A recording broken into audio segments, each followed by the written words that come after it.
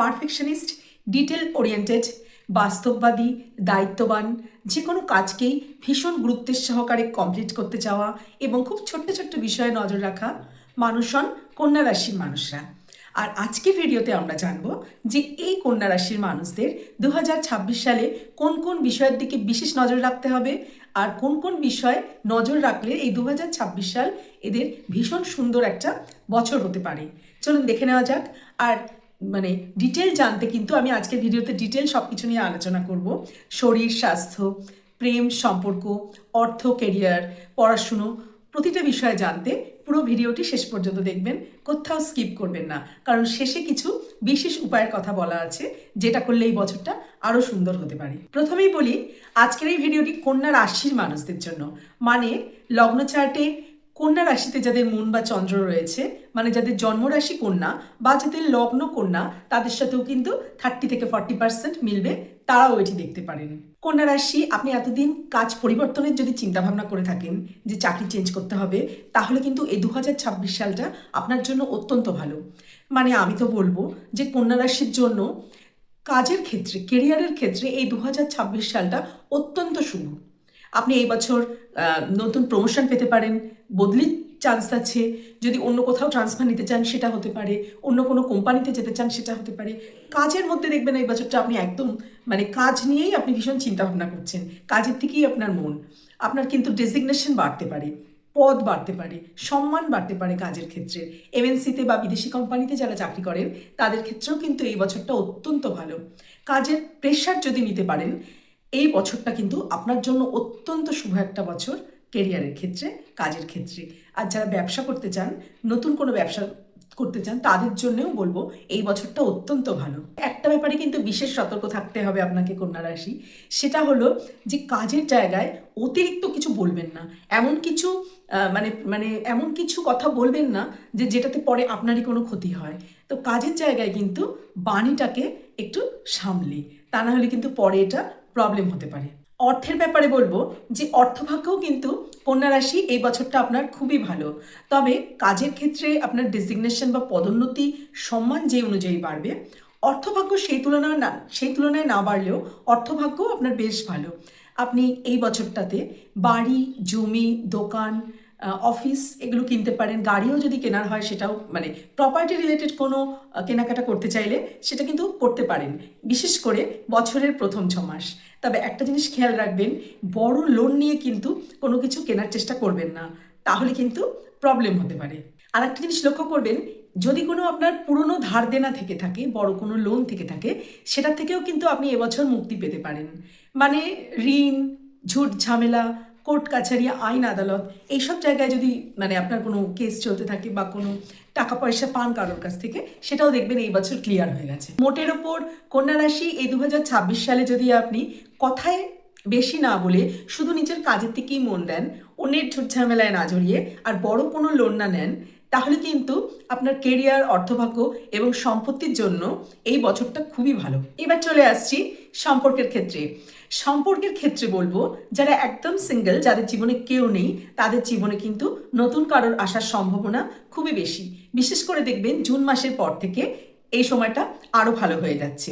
আর যারা অলরেডি কোনো সম্পর্কে আছেন এবং বিবাহিত, তাদের বলবো এই বছরটায় কিন্তু ছোট ছোট তর্ক, ঝুট ঝামেলা এগুলো একটু এড়িয়ে যাবেন, কারণ ছোট ছোট ঝগড়াঝাটি, মনোমালিন্য এগুলো হতে পারে। আপনাকে কিন্তু পার্টনারের কথাটা একটু বুঝতে হবে, নিজে একটু কম বলতে হবে এই বছরটাতে। আর যারা ধরুন বিয়ের জন্য চিন্তা ভাবনা করছেন, তাদের বলবো যদি এই বছরটা এড়িয়ে যাওয়া যায়, ধরুন কথাবার্তা বলে রাখলেন, ওটা নেক্সট ইয়ারে প্ল্যান করলেন, তাহলে কিন্তু বেশি ভালো হবে। আর সন্তানের জন্যও কিন্তু এই 2026 সালটা খুবই ভালো।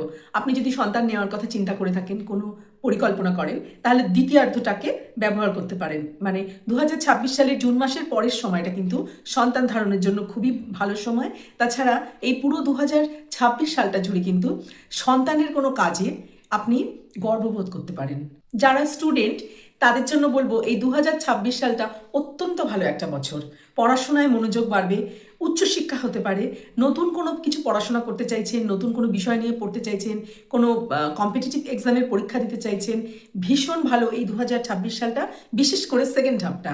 প্রথম 6 মাস যদি দেখেন যে অতটা সাফল্য নাও এলো, সেকেন্ড হাফটা কিন্তু এই পড়াশোনা করার জন্য, স্টুডেন্টদের জন্য যারা কম্পিটিটিভ এক্সাম দিচ্ছেন, পরীক্ষা দিচ্ছেন, বিভিন্ন ধরনের উচ্চশিক্ষা বা বাইরে যেতে চান, ভীষণ ভালো এই 2026।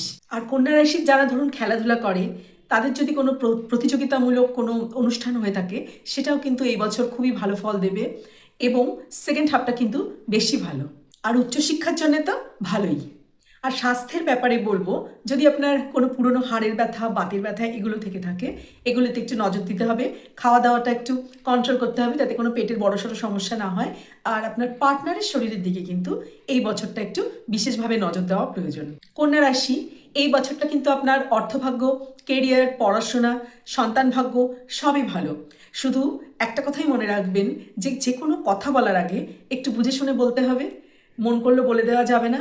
আর অন্যের ছুট ঝামেলা, অন্যের ব্যাপারে কিন্তু খুব বেশি ইনভলভ না হয়ে নিজের কাজে শুধু মন দিতে হবে, শুধু নিজেরটুকু ভালো করে করতে হবে, নিজের কাজটার দিকে মনোযোগ দিয়ে করতে হবে।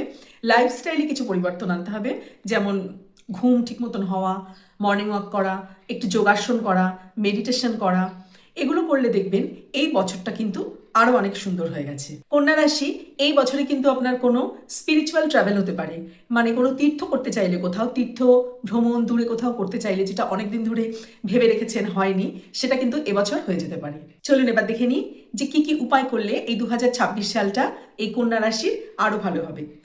প্রথমেই বলবো যে অন্যের ঝুট ঝামেলায় মাথা গলাবেন না, একদম নিজের কাজে মন দিন। বেশি করে মর্নিং ওয়াক করুন, মেডিটেশন করুন, প্রাণায়াম করুন। যে কোনো কথা কাউকে বলবার আগে একটুখানি ভাবুন, একটু ভেবে শান্ত হয়ে তারপরে ভাববেন যে এটা কি বলা উচিত, বললে কি কোনো প্রবলেম হবে, তারপরেই বলবেন। কারণ এই বছরটা কিন্তু আপনার বাণীকে একটু সামলে রাখতে হবে। আর তারপরের যে উপায়, সেটা হলো যদি আপনার বাবা থেকে থাকেন, তাহলে বাবার সাথে একটু সময় কাটান, বাবার সেবা করুন। আর যদি বাবার সাথে কথা বলা পসিবল না হয়, তাহলে বাবার মতন কেউ, পিতৃস্থানীয় যদি কেউ থাকে বা বড় কোনো ফাদার ফিগার যাকে আমরা বলি, তার সেবা যত্ন করুন, তার খোঁজ খবর নিন। সূর্য নমস্কার করুন, প্রত্যেক দিন সকালে তামার পাত্রে সূর্যকে জল দিতে পারেন। হনুমান চল্লিশা পাঠ করুন প্রতি মঙ্গলবার। আর প্রচুর শাকসবজি, সবুজ শাকসবজি খেতে পারেন, এটা কিন্তু আপনার বুধকে ভালো রাখতে সাহায্য করবে। এছাড়া যে কোনো বুধবার কোনো বাচ্চা যারা স্টুডেন্ট, তাদেরকে কিন্তু বই খাতা দান করতে পারেন। কোনো স্টুডেন্টকে, কোনো বাচ্চাকে যদি আপনি পড়াশোনার সামগ্রী দান করেন, তাহলেও কিন্তু আপনার বুধ গ্রহ ভালো হয়।